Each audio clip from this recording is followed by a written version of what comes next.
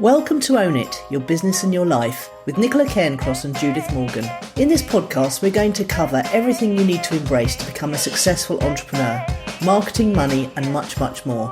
How to create a business doing just what you love. How to own it, your business and your life. This one will be fast, funny, feisty, and very lively. So sit back and enjoy the show.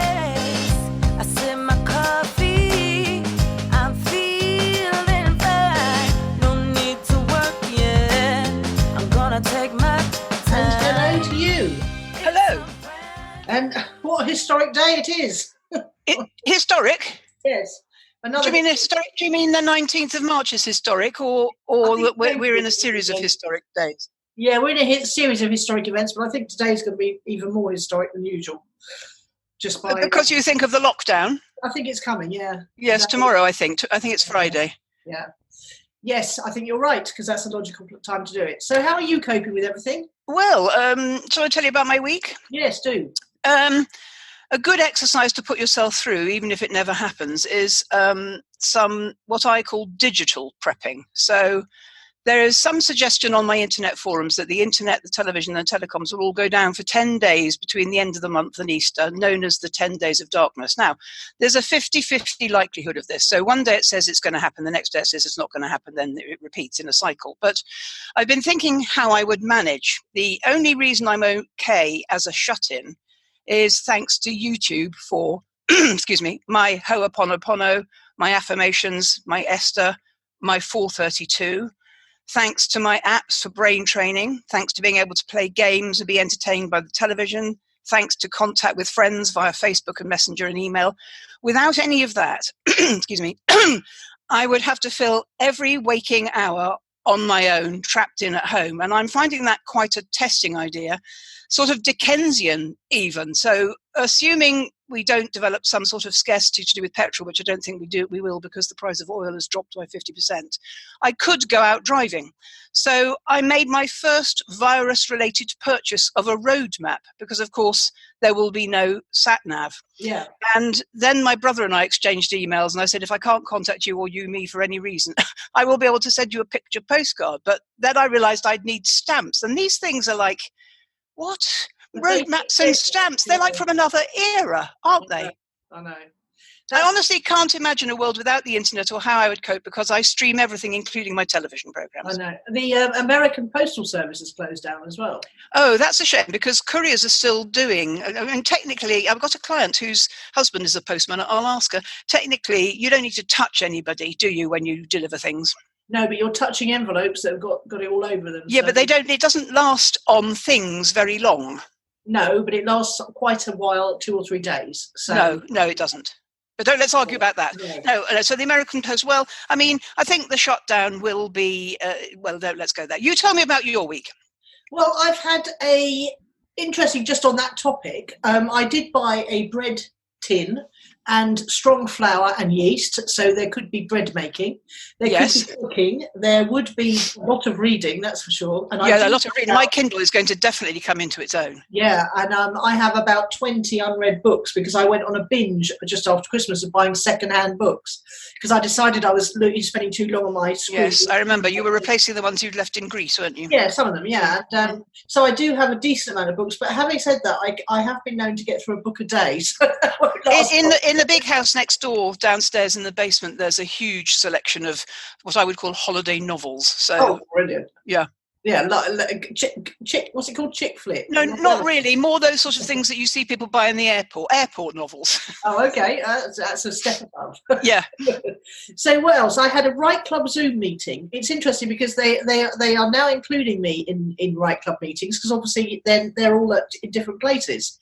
So they said, can we do a Zoom one? And it was a bit testing. One of the less techie ladies who didn't think she'd be able to got on first time, and we could only see up her nose.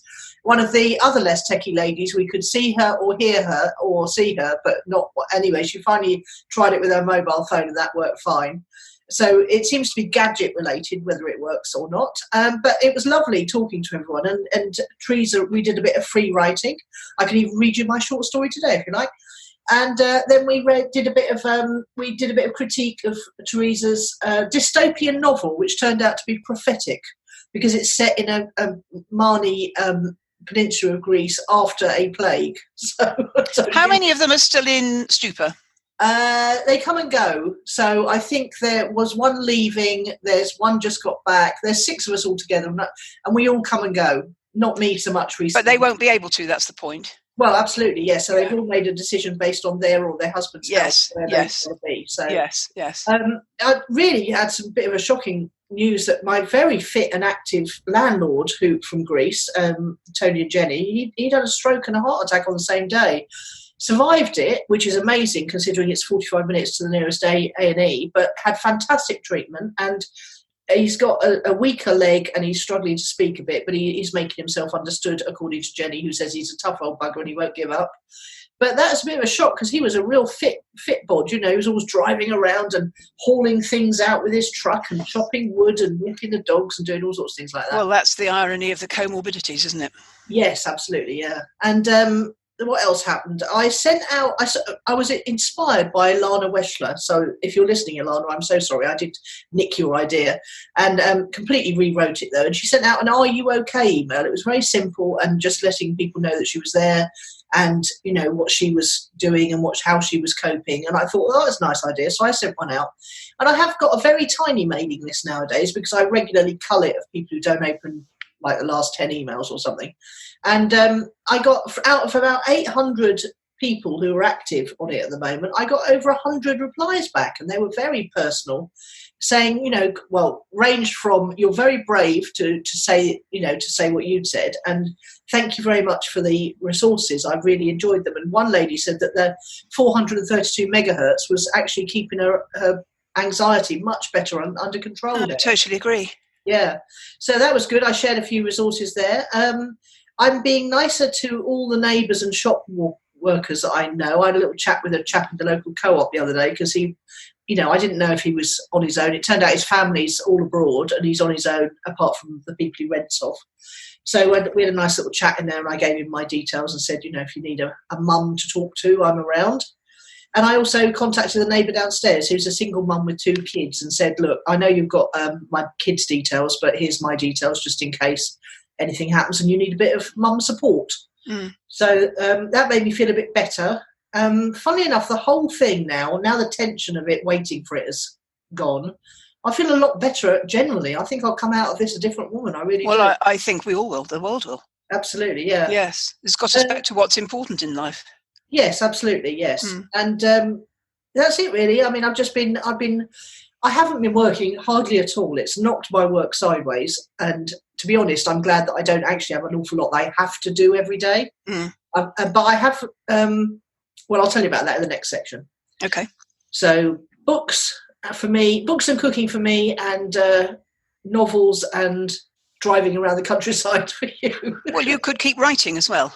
Oh, well, obviously I can, yes. But a lot of writers are saying on Twitter how hard it is to concentrate for any length of time. But well, I think it's most of our energy, waking, and mostly waking, but some of it sleeping, most of our energy is tied up in thinking of the implications for us and those we love. So, for instance, in response to your thing about "Are you okay?" email, Monday morning, my brother and my best mate, both of whom are called David, emailed to say, "Are you okay?" This morning, I've had somebody say, Paula MacArthur, in fact, say, "Are you okay?" I've had a lot of emails personally, one-to-one, saying, "Are you okay?"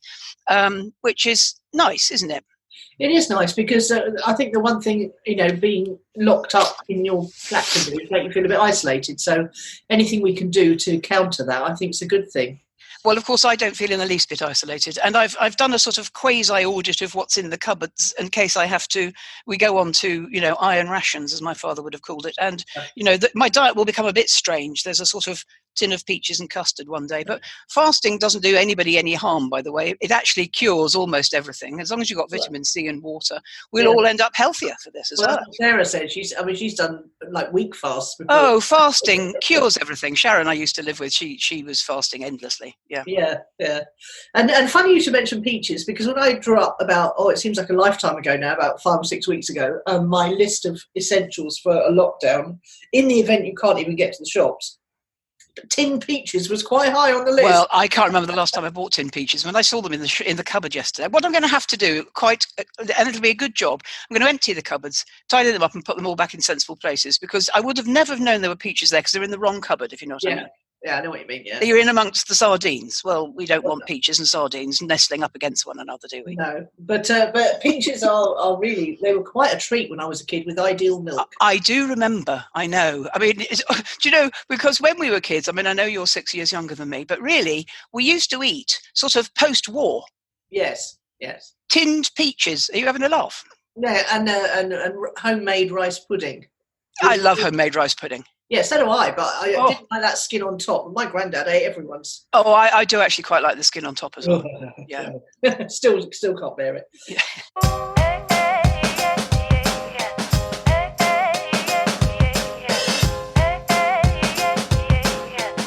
So what's fueled your fire this week? Well, my main man, the Chancellor, has been doing his thing again. I saw a couple of days ago a 3-man presentation, him and Boris and the health boffin, and the 3 of them were surprisingly calm and confidence-inducing, with Boris not doing his usual bumbling, which is, it's like, 98% of our lifetimes with Boris has just been bumble, harumph and strange noises. But actually he was coherent, no umming and ahhing, no bumbling, and his mates appeared to have all the answers. And my man Rishi, as you probably know, is going to be giving away free money to people starting almost immediately.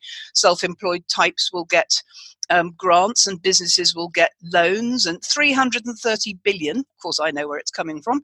I hope it's not a faff to claim it. He did mention, Rishi, I think, made a bit of a boo-boo. He said, next week you'll be able to walk into a bank. Well, I don't think any of us will be wanting to walk into a bank next week, will we? Well, no, and also, there aren't any banks open in short. Well, quite. So I think that was an expression of, what do you call it? An expression of speech. What's that? What do you say? A figure of speech. A figure of speech. I mean, if we can't do it online, we won't be doing it, frankly. No, and yes, there's been quite a lot of stories about people getting, texts from doctors and texts from other government bodies where they would normally have to go in regularly, and everyone's saying. Well, I mean, this is a boon. If that's what it forces everybody to do, to be more efficient, I mean, I'm right behind it. I know, and that's an interesting thought, isn't it, about how things are going to be afterwards? Yes.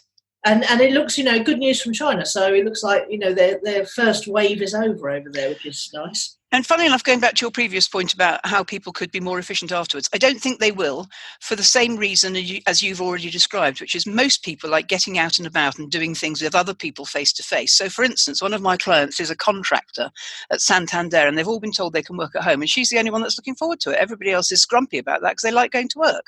That's strange. Isn't that strange? No. And I think people who are working at home, like my friend Nicola, who's been to work for 40 years, will find that a real struggle because they don't have the discipline, they don't have the systems, they don't have the water cooler moment. I think that will be quite testing for people, to be honest. Yeah, well. So what's fueled my fire is that 2 or 3 people I know have started doing daily lives in their groups. And I was thinking, that I would love to do that. I think I would just like to turn up every day at roughly the same time and just say, it's like coffee with Nicola or something. Because, I'm not saying I'll have all the answers, but I would certainly be able to advise people about marketing their business differently. I would be able to advise a bit on how to cope with the money situation, now, not necessarily now, but as they come out of things. Because it's absolutely shocking that so many people just live hand to mouth every month and they just can't. Twitter is awash with shocking examples of quite well-off people who don't save at all, and people have been saying that how people who just completely don't save any money. So I was thinking I might just turn up every day in my group and see what happens, and also send out another email to because over 100 people responded.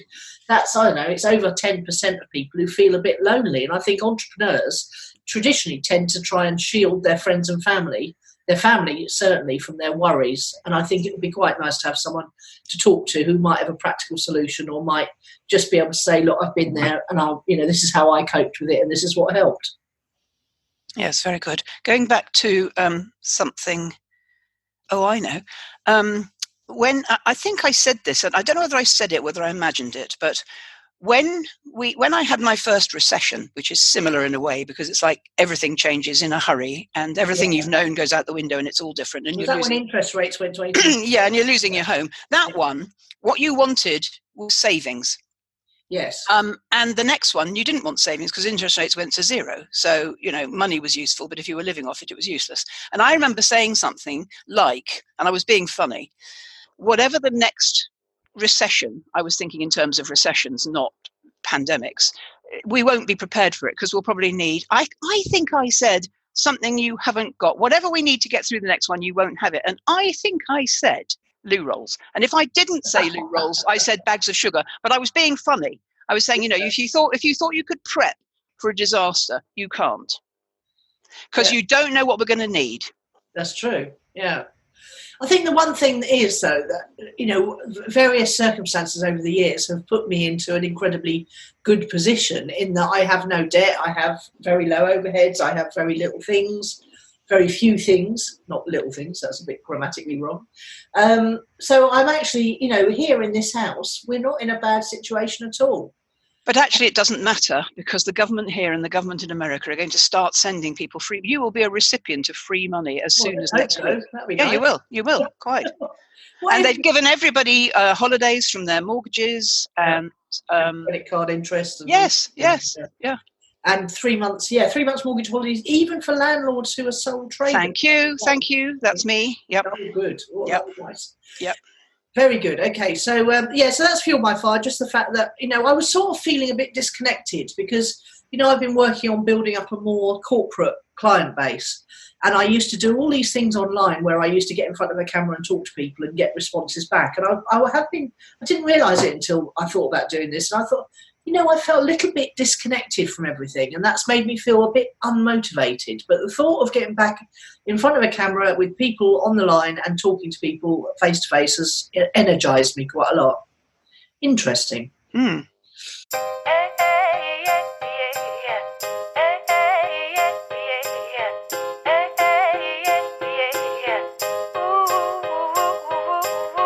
Okay, so focus of the week then. Well, you couldn't have planned this, could you?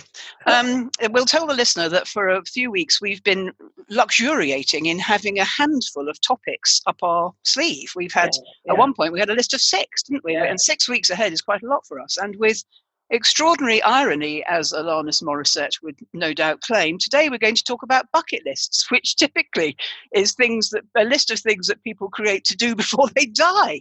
I know. You couldn't have made it up. No, I know.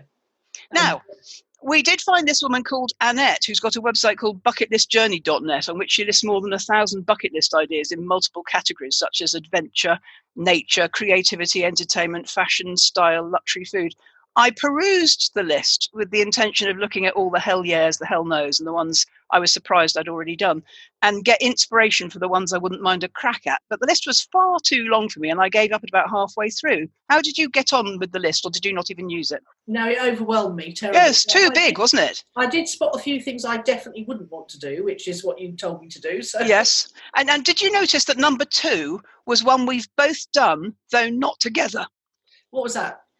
An airboat through an alligator-infested swamp. Yes, I did notice that. The classic Florida side trip. We've both done that one. Yeah, but there weren't many alligators around when I went there. No, because they hide underneath. Now, do you want to tell us the ones you've done and you're proud to have done, the ones you fancy doing, and the ones that you've no intention of doing, or how do you want to handle it? Let's do one of each. Each. Okay. Oh, I've got rather long lists actually. Okay. Shall I go? Well, I've got a short list, so when I finish my one, you can... Yes, go. No, I'm not... Let's do it alternately. Oh, mine doesn't really work like that. Okay. All right. I'm just going to read you what I've prepared, okay?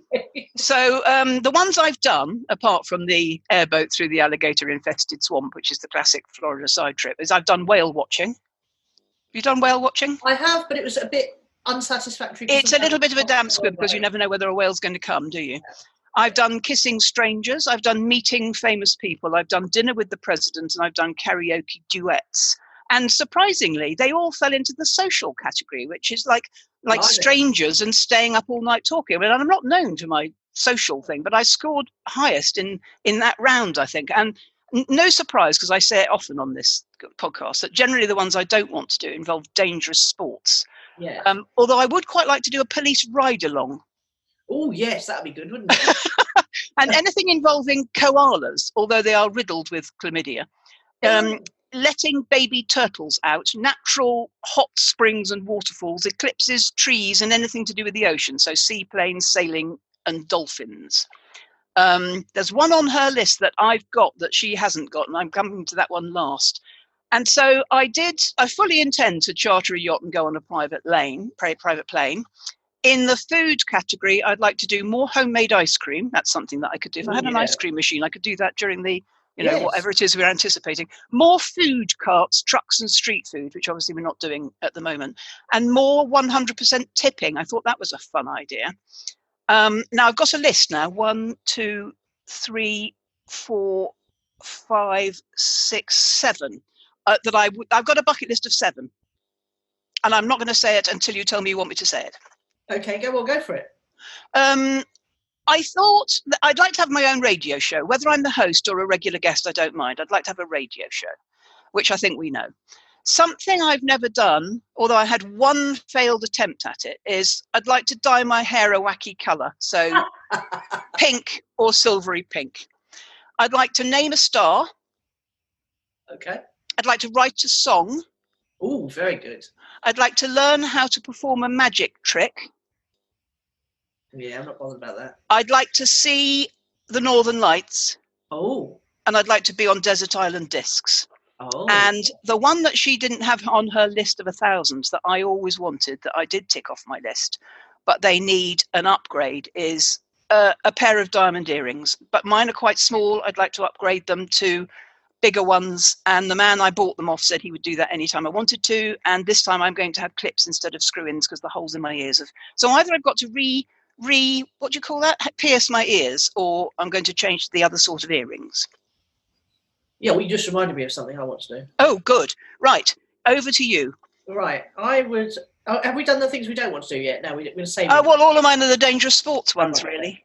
All right. Well, funny enough, mine are quite similar. I've got no zip lining. No, quite. Definitely not. I definitely don't want to go in a shark cage with a shark. No. Oh, no. No, and I definitely do not want to do the Machu Picchu trip or climb any mountains. She had, towards the end of her list, she had thousands and thousands of places that she wanted to visit. I'm not sure. Do you have anywhere on your list you want to visit still? Yes. Oh, good. Yes. And it combines something else as well. Because, great. Like you said, I have been whale watching, and we did see hundreds of dolphins, and we did actually see a whale off in the distance. But apparently there's a place in the Gulf of Mexico. Yeah, I've been there. I did it with Michael Neal. Exactly. Yeah. Wow. Okay, well, you can go all the mummy whales and the baby whales. That's it. The Sea of Cortez, and they come up underneath your boat. Yeah. Yes, I definitely want to do that with Phoebe. Yeah. She likes the idea of that as well. I want to get my tattoo redone because I've never, I just want to get a really big, sexy one. Nelson's just had a beautiful one done. So there are lots of good tattoo people around, but it costs several £100 for a good tattoo. So I've got to... When you say redone, where is it and what is it? It's on the top of my right arm, and it was done... I went out and got pissed with my gay friend Michael when we were about 18, and I got a tiny little butterfly because that's all I could afford. And it was a bit basic, to say the least, and it was in the olden days when they had... the organic ink, so it faded, and then I went and had it redone to hide it a bit and make it a bit better. And so the new one was a bit thinner lines, a bit more bright because it was synthetic dye by then, and I still don't like it. I like having a tattoo. Would you get it taken off then? Is that what you're saying? No, I get it redone I get some fabulous design swirly. There's a wonderful tattooist near us who does a combination of fine line, intricate tattoos, but he makes it look like a watercolour has run as well. So you can get something pretty like a flower, but then he makes it look like the flower watercolours run down over the tattoo. It's absolutely beautiful. So I know who I'd have. I don't know what I'd have, but I do know that there's lots of lovely things out there. Are you interested in my views on tattooing? Yeah, go on then. Phenomenally naff, very Essex. Well, I don't care about that. No. I quite understand. I also understand how people perceive it as body art and all that kind of thing. Yeah. I mean, Nelson's and Phoebe's are lovely. No. Phoebe's got a very simple one on the inside of her left arm. Never. Any age of body do I think it enhances it. Funny, isn't it? You're right. Yes. It's Marmite, isn't it? I think it's just awful. I went to a tattoo and body piercing fair once with Irving, I think it was. Well, Karen Gilbert, the perfumer, owned a shop in Croydon with Rich. Do you remember Rich, her ex-boyfriend? Yeah. And they had a tattoo and piercing parlour, and it was phenomenally successful. But there you go, Croydon. Well, throw that one in. Well, no, Right. I mean, if you were going to open a body piercing and tattoo shop, you want to do it where there's a demand for it. You do, and especially a circular demand where your catchment area is all the way around. It's like a restaurant. Yes. I'd love to go to that place in the Maldives where you know that city hotel out on a thing where you go and you can just jump straight into the sea from your bedroom. I think there are quite a lot of those in the Maldives, actually. So and also, what about a glass-bottomed bedroom floor so you could see the fishes underneath Definitely, you? Yes, okay. And I don't want to be underwater though, because I'm very claustrophobic. So I don't want to stay in that hotel. Underwater hotel. No, that's a bit weird, isn't it? Yeah. I can't help but think that the day you and I were staying there, the walls would cave in and we'd drown. Yeah, it would be our luck. Yes. Yes. I quite like, this is a bit weird, Mind Valley do a thing every summer where they take over a university campus in some gorgeous town or other. Oh, like a summer school. Yeah, it's called Awesomeness Fest, and I quite like to go to one of those. Lots of good speakers and all that stuff. Right. It's a bit woo-woo for me, but I think I can handle it.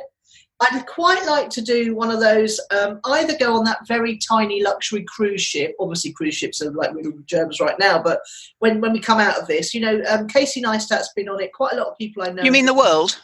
No, it's much tinier than that. Smaller than that. It goes out of Croatia or somewhere, and it's only has about 100 people on it, but it's very luxury and top end. Yeah. Or I'd like to go on one of those sailing ships round Turkey and Greece. Oh, I know. No, you see, I love them. Whenever we've been to Turkey on holiday, you've just reminded me of that. Gullets. I never know how to say the word goulette, but I think they are fabulous. I'd have to have a cabin to myself.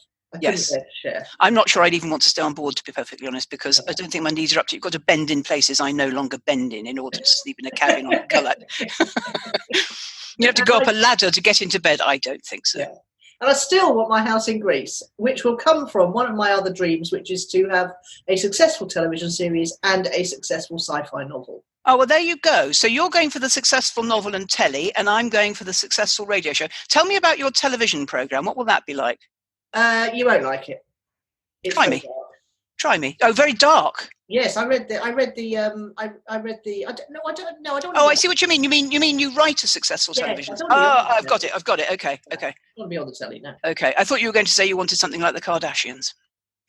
Talking of which, no, no, I definitely don't want a reality TV. No, I mean something like that. I thought when you said successful television, I forgot what you meant. Yeah. No, writing, not starring. Okay. And I'll tell you the other thing I want. Are you allowed to have things for other people? Yes. Okay, Heather's got this idea. Only because we're making up the rules as we go along. Yeah, exactly. Heather's got this website and idea where she's going to stream live jazz from her new dining room in Shoreham, which is going to be where I used to live. Yes. She's moving in about a week's time, so I'm really, really excited for this. You can call it the John Street Sessions or something. Yeah, they're called the Brighton Sessions. Brighton Sessions. It should be the Shoreham Sessions, really. Yes, they should really. So I might suggest that she buys a new URL. Yeah. Yeah, so I really, really want that to work because Heather's singing, as we know, is gorgeous, and I just want her to do more with it than she is. And all the singing gigs have been cancelled, of course. So about time she got something going online, really. Well, I think it is nudging people in that direction, which is quite interesting, isn't it? Have you ever seen the film called The Bucket List? No.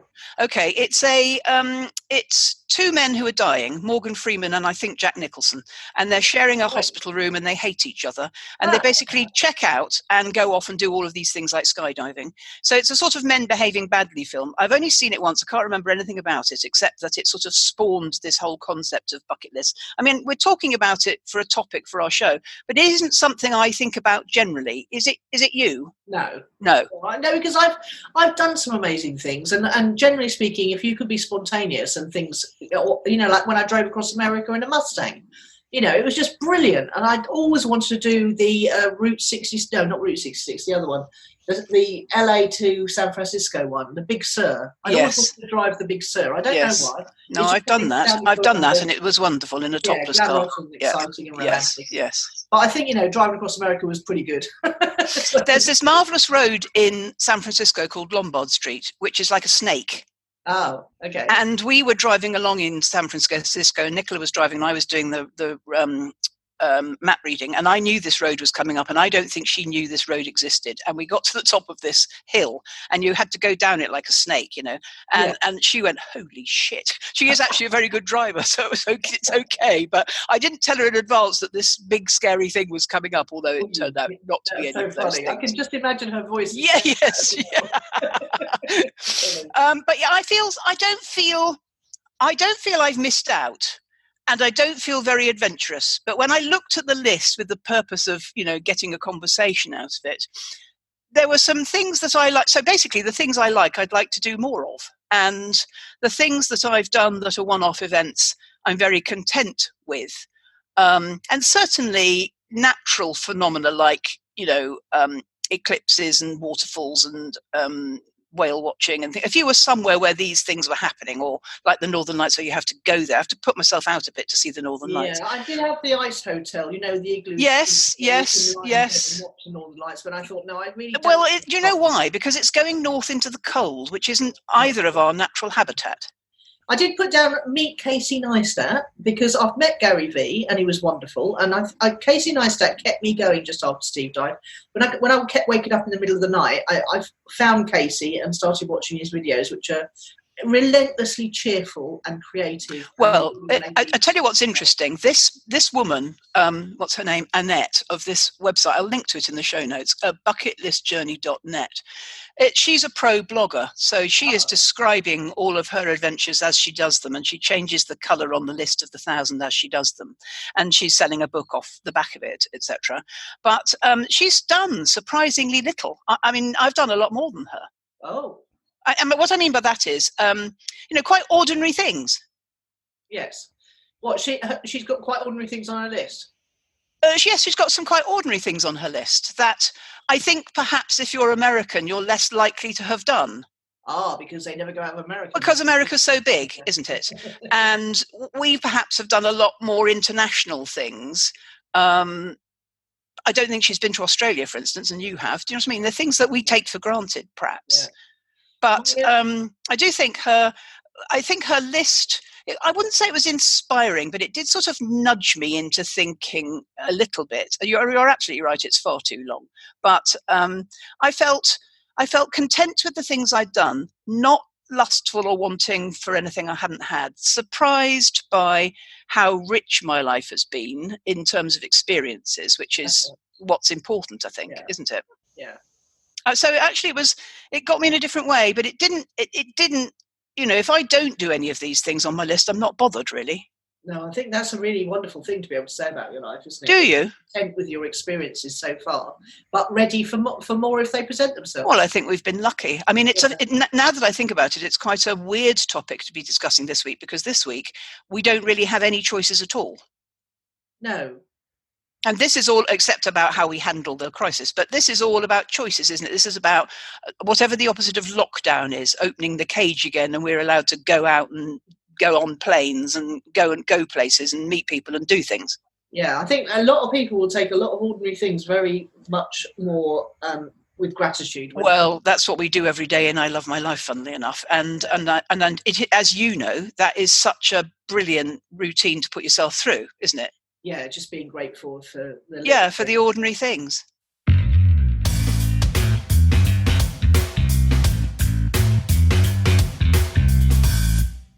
Word of the week. I've put normal brackets changed forever. Oh, very good. I like your brackets sneaking in. Well, because I don't think we'll go back to normal. I think the old normal is gone, and when we come out of this, there'll be a new normal eventually. We are a lot closer to the sci-fi books and movies that I read of the future, that's for sure. If you care, there's a TED talk by Bill Gates 2 years old where he predicted this. Wow, okay. Largely predicted it because he's implicated in it, but never mind.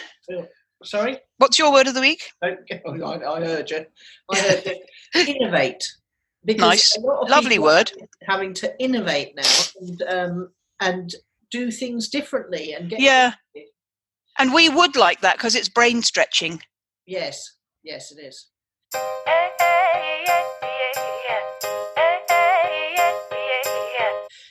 Project updates, then. You don't have any, presumably? No. Okay. I still have had no word from the BBC, but I did have a little tweet from BBC Writers' Room because they announced the 2020 writers. Again, they keep putting out this thing that they decided earlier in the year.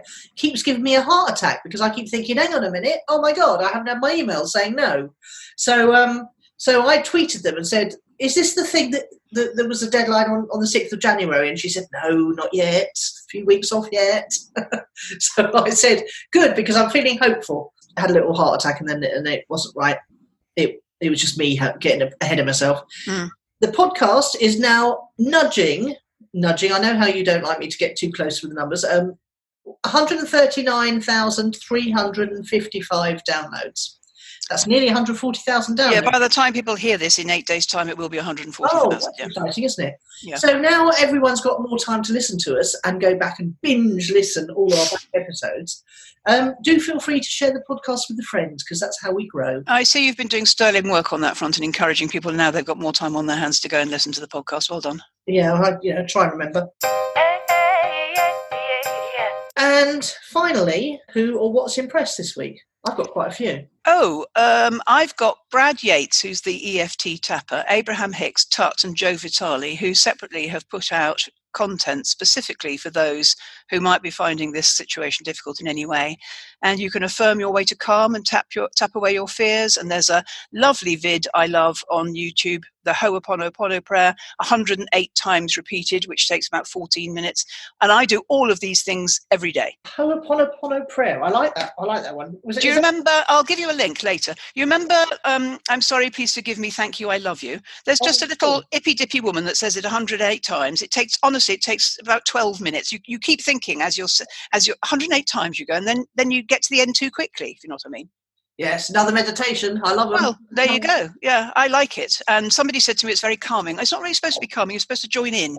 And you're supposed to forgive. So if we think about Ho'opono for a minute, and Jane, is trapped in Hawaii. Jane Lewis. I know. If there's a place you'd love to be trapped. Well, exactly. But if you think about I'm sorry, please forgive me, thank you, I love you, in the book Zero Limits by Joe Vitale, I don't know that people know the story about the doctor who sat in the hospital and cured everybody without ever visiting, just praying. But there may be many people we think we have to thank or forgive or love or apologise to in this. So, for instance, people who were blaming people, I think the Ho'opono prayer is perfect for that. Yeah, yes, it is. And Jane Lewis we're talking about, secretartfuna.com, one of my clients. No, she's very, very steeped in the Huna. That's why she's doing it in Hawaii. She goes twice a year. Well, I know that. Many times a year, yeah. And you think, Heather was saying, it reminds her of the time she got stuck in New York when the volcano went. Yes. Everything was grounded. You think, panic, but Jane's just put a thing out on Facebook and she's had so many offers to go and stay. Well, it reminded me of when in my first accounting job, one of my clients was Mark Shand, who's Camilla's brother. He's dead now, unfortunately. But he was, a trust baby, and he was running through his money at vast speed. And he phoned me one day from Acapulco to say, I can't get home, Judith, because they've suspended my American Express card. And I remember thinking, stuck in Acapulco, how bad is that? Do you know what I mean? It's not great, though, if you've got to pay for accommodation, is it? Camilla's brother paying for his accommodation in Acapulco is a very handsome man. I remember thinking, I don't think I'll rush to solve this problem. Funny.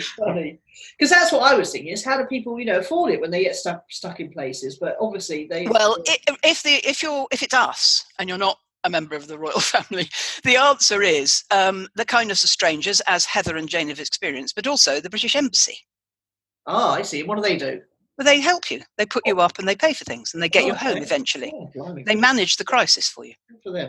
That's the whole point of a passport.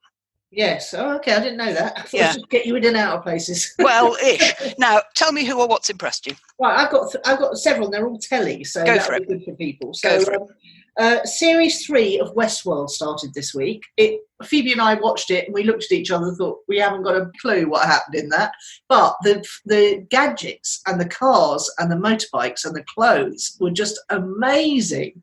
So truly, check it out if you want a vision of the future. Because one of the people from Westworld, one of the hosts, they're called, who was, the first two series all about being in this sort of wild West world.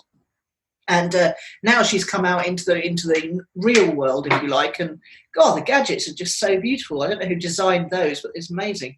There's a great series on. Oh, that's on Westworld's on Now Catch Up. There's a great series on Netflix called Babies. If you're remotely interested in documentaries, they basically did a load of tests on babies.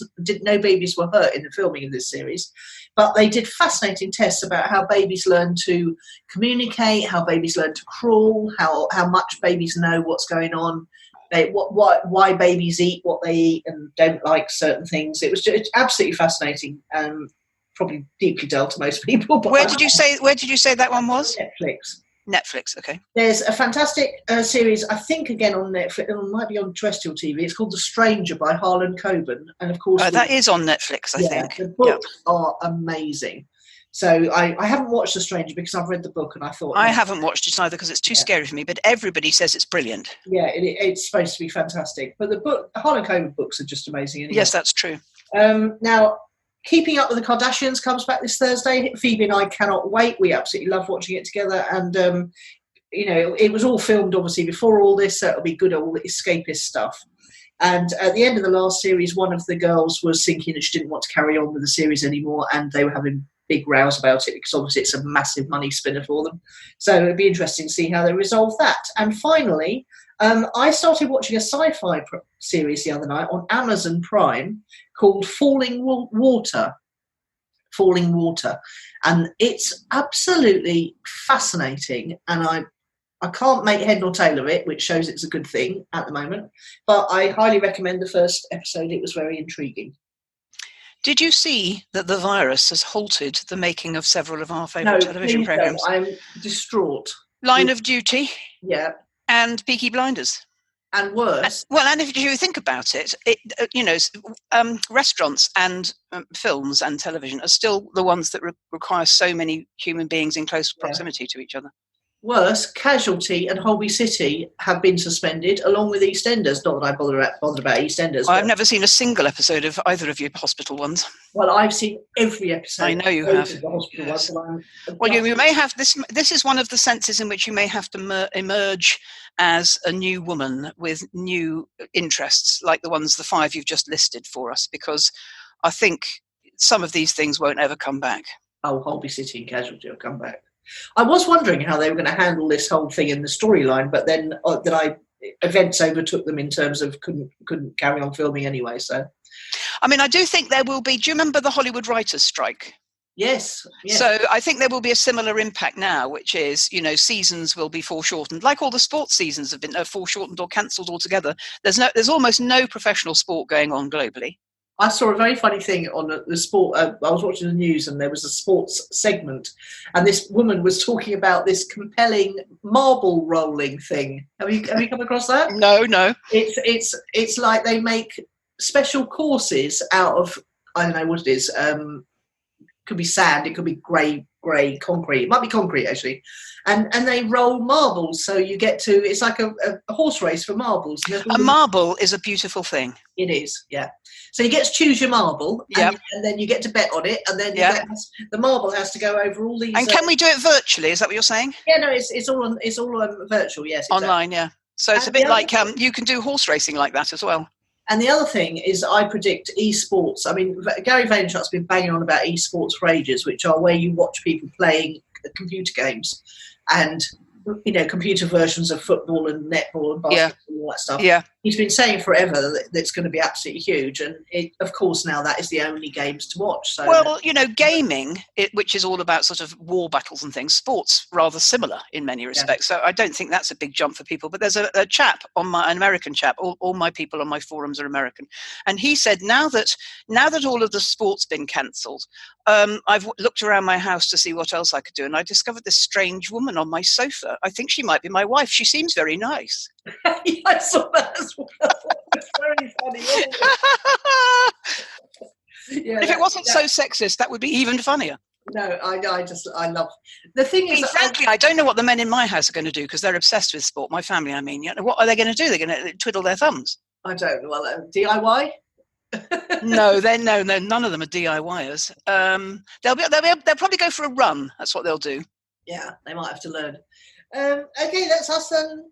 Very cheery episode, considering. Well, considering, yes.